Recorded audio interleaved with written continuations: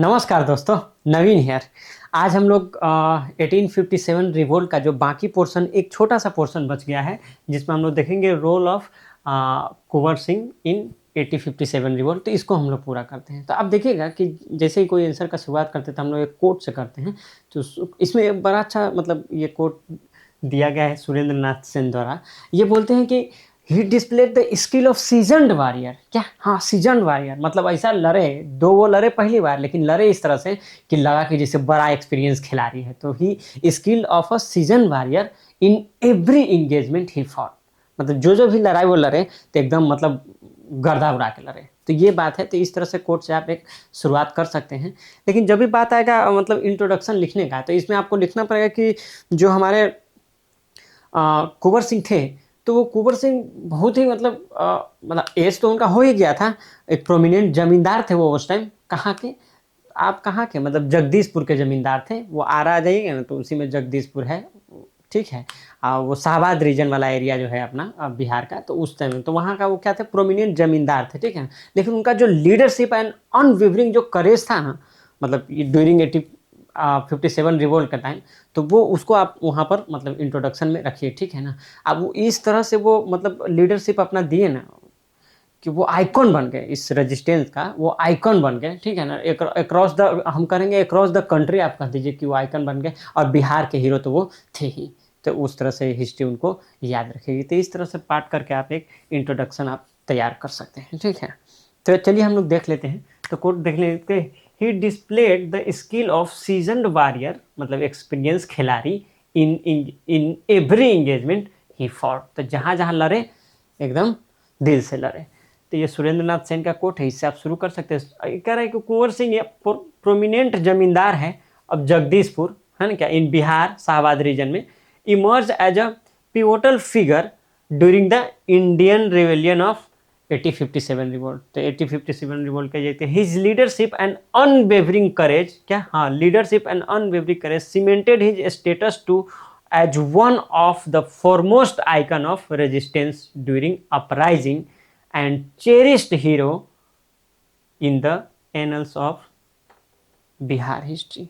तो ये एनल्स मतलब रिकॉर्ड, जो हिस्टोरिकल रिकॉर्ड होता है ना, तो हिस्टोरिकल रिकॉर्ड में वो चेरिस्ड हीरो हो गए, एकदम सेलिब्रेटेड हीरो हो गए हम लोगों के लिए, और आज भी है, ठीक है ना। Unwavering courage and status of one of the and leadership and unwavering courage, मतलब वो करेज जो कभी खत्म नहीं हुआ, वो करेज जो कभी कम नहीं हुआ एट टिल लास्ट ब्रेथ, समझ रहे ना, उतना तक वो लड़ते रहे, समझे। मतलब 80 के एज में शुरू किया लड़ाई, जो है उनका 80 के एज में शुरू हुआ। और 80 ईयर ओल्ड हम लोग रहेंगे ना रहेंगे कोई देखने नहीं जा रहा है, मोस्ट प्रोबेबली नहीं ही रहेंगे। अब वो वहाँ पर तो लड़ना ही शुरू कर दिए। तो ये चीज़ें हैं।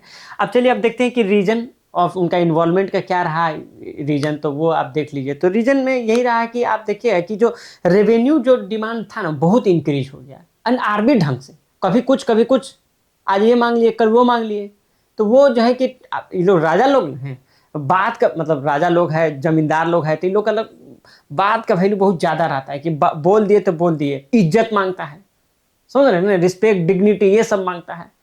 अब पूरा राजा है, पूरा राज कर रहे हैं, तब जाकर अंग्रेज इज्जत नहीं करेगा तो बहुत दुख होता था कि भाई अपना क्या औकात रह गया। और लोग भी पीछे चलने पर पीछे में यही बात करते कि राजा अपना जो है ना एकदम पिलिनिया हो गया है।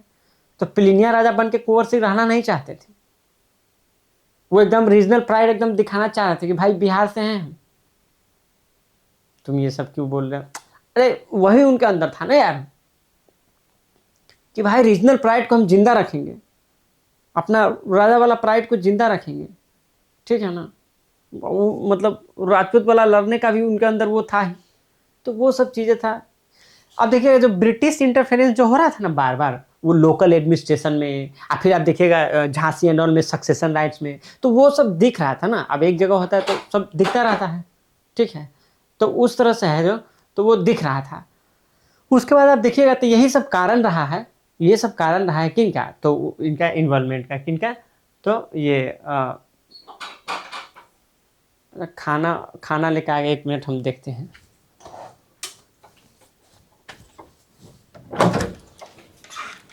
डब्बा में लाएंगे, आज शाम से बंद रहेगा। हाँ ना ठीक है, चलिए, थैंक यू। हैप्पी। अरे हैप्पी, अरे भाई हैप्पी न्यू ईयर आपको भी, ठीक है। चलिए ठीक है, एंजॉय कीजिए।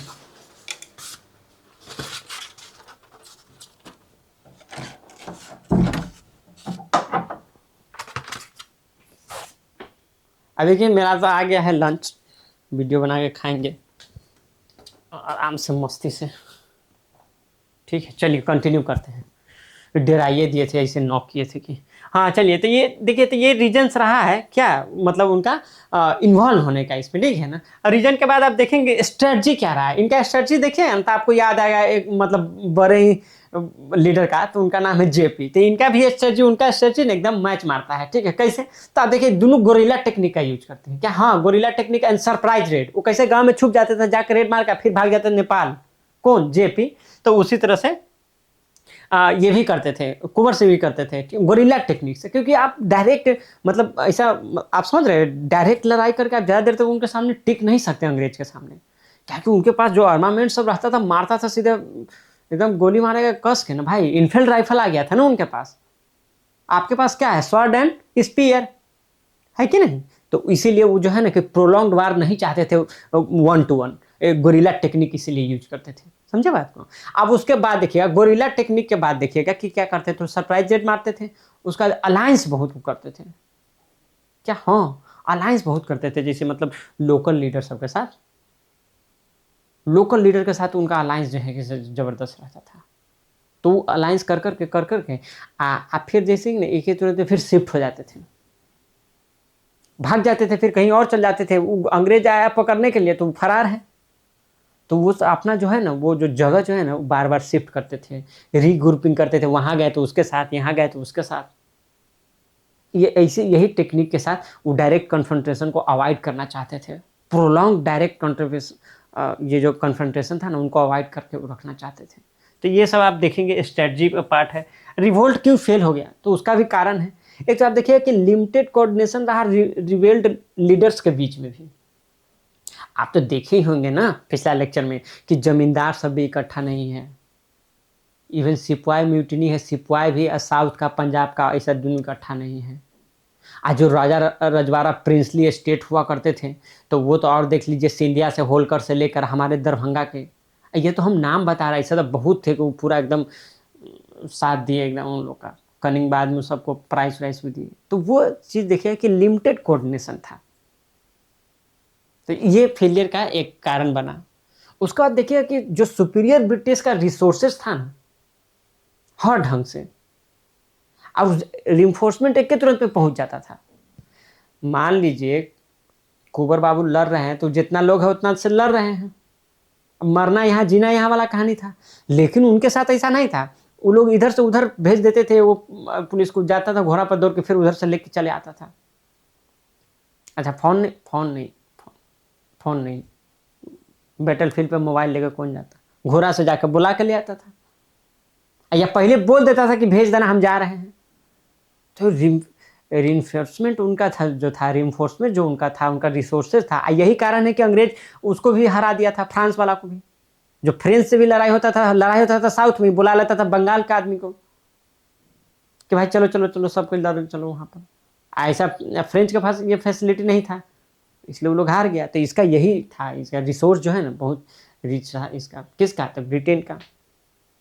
और देखिए कोई भी मतलब लड़ाई जो होता है या कोई भी आंदोलन जो होता है, जैसे आप बीपीएससी का प्रोटेस्ट ही देखिए 70th वाला, तो पहला दिन दूसरा दिन एकदम जोर तोड़ से, उसके बाद सब आदमी धीरे धीरे गायब हो गया। नाला के पास 4 गोटा बैठा है, वही बैठा है वहाँ पर।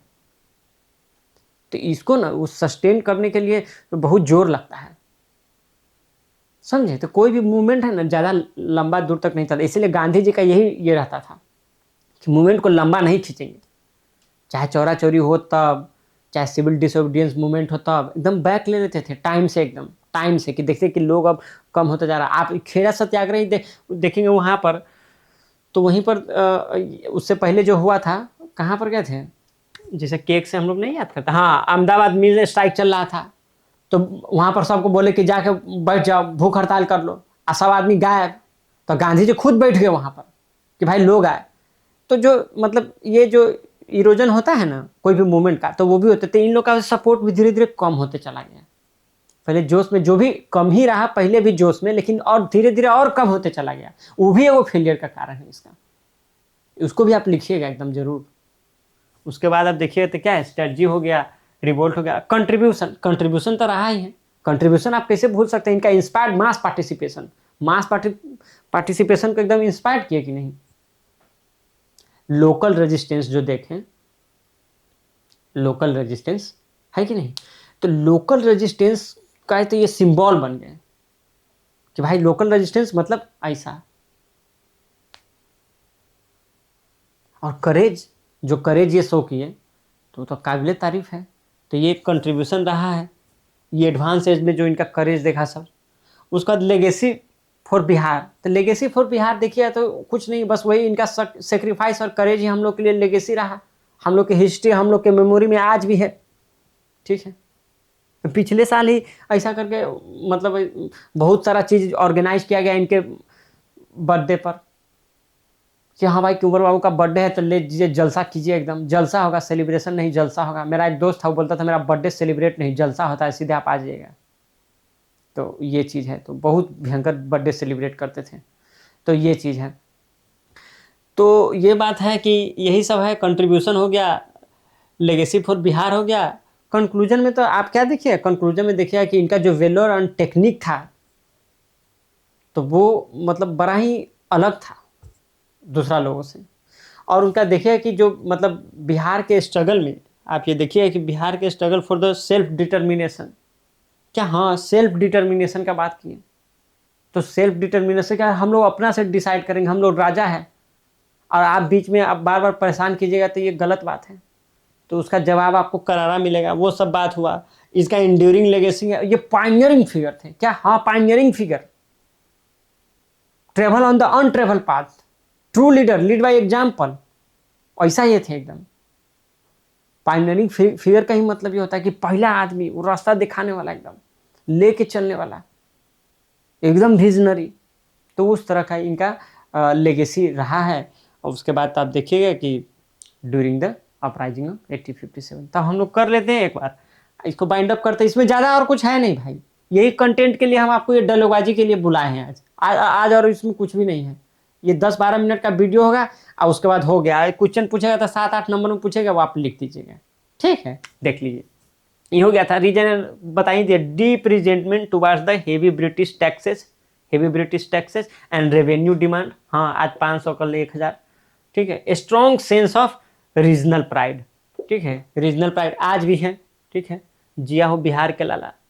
Wide spread discontent with British interference, interference नहीं मांगता है in local administration and succession right. तो लोकल एडमिनिस्ट्रेशन में हम बाहर में आपको हम थोड़ी डिस्टर्ब करने जा रहे हैं। आप बाहर वाला, आप एक्सटर्नल आप देखिए, लेकिन इंटरनल में आप मत इसमें ये कीजिए। अब देखिए स्ट्रेटजी में देखिएगा, utilize guerrilla tactics, surprise raid, वही जेपी वाला। Formed alliance with local chieftains, तो लोकल चिफ्टेंस के साथ अलायंस करते थे। डिस्प्लेड अस्ट्यूट लीडरशिप, मतलब परखना नहीं, परखने में कोई अपना नहीं रहता। सुने ना आप, तो ये परख लेते थे बहुत जल्दी, आदमी को भी सिचुएशन को भी। तो वही है, एकदम अस्ट्यूट लीडर थे। ठीक है ना, तो displayed astute leadership by continuously regrouping, क्या हाँ रीग्रुपिंग, आपको बताएं कि रीग्रुपिंग बहुत करते थे। Shifting bases, avoiding prolong direct confrontation. देखिए प्रोलॉन्ग डायरेक्ट कन्फ्रंटेशन में ये थोड़ा दिक्कत हो जाता है इनको, क्या कि लोग भी कम थे और जो असला बारूद होता है वो भी कम है। ठीक है, तो इसीलिए प्रोलॉन्ग डायरेक्ट कन्फ्रंटेशन अवॉइड करते थे। Limited coordination among various rebel leader, तो लिमिटेड कोऑर्डिनेशन जो भी था ये तो पूरा ऑल इंडिया में अपना थोड़ा थोड़ा जाके सबके साथ मिल कर और अंग्रेज का बजाते थे। ठीक है, superior British resources and reinforcement, यही ना बोले, लोग जल्दी भेज देता था। Gradual erosion of support, contribution में देख लीजिएगा तो वही बोले आपको, inspired mass participation, symbol of local resistance and demonstrated courage at advance age. तो ये देखिएगा अराउंड 80,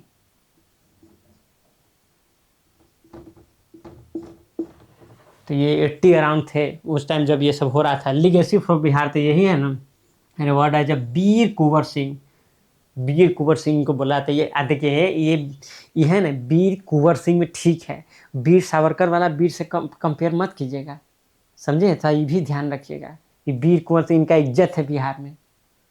ठीक है, ये फालतू बात नहीं एकदम। And epitome of courage and sacrifice in Bihar historical memory. ठीक है ना, तो बिहार के हिस्टोरिकल मेमोरी में एकदम जय जयकार है। अब कंक्लूजन देख लीजिए।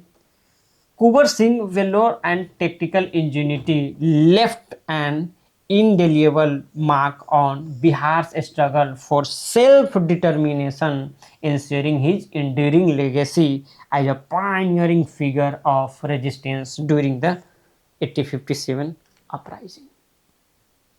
ठीक है, अब देख लिए ना कि मतलब एकदम गर्दा उड़ा दिए, लेकिन आप लोग को ये सब होते के बाद दिमाग में एक बात ये भी रखना था कि जो ये सब लड़ाई कूदा फानी जो भी सब हुआ, तो ये सब मतलब अपना दिक्कत हुआ था उसके लिए हुआ था। ऐसा नहीं है कि हाँ कि समाज में कुछ बड़ा कुछ ऐसा हो गया है तो उसको हमको ठीक करने के लिए, मतलब ये एक सोशल मूवमेंट नहीं था। आपको हम ये कहना चाह रहे हैं कि हम सोसाइटी को इम्प्रूव करने के लिए कुछ करने जा रहे हैं, ऐसा कुछ नहीं था।